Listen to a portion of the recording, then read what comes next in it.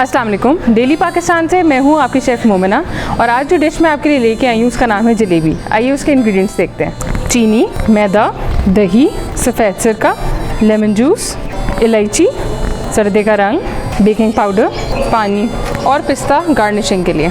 सबसे पहले हम शीरा बनाएंगे। उसके लिए हमें चीनी चाहिए 1 कप और उसमें 3/4 कप पानी डालना है। 2 इलायची डाल देंगे खुशबू के लिए।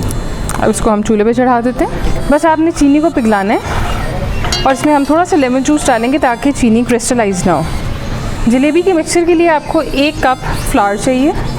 इसमें 1/4 कप दही जाएगी।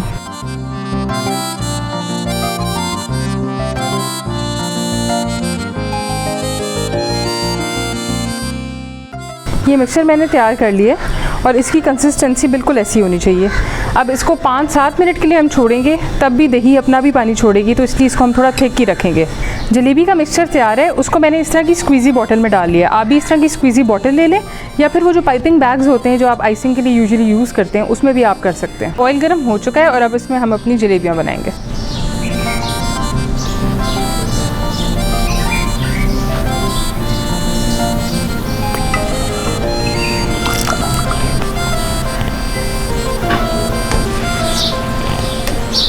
बस बिल्कुल इस कलर का आपने इसको करना है और इसको अब थोड़ा सा छान के और हम शीरे में डाल देंगे। अब ये अच्छी तरह इसका रस पी लेंगी।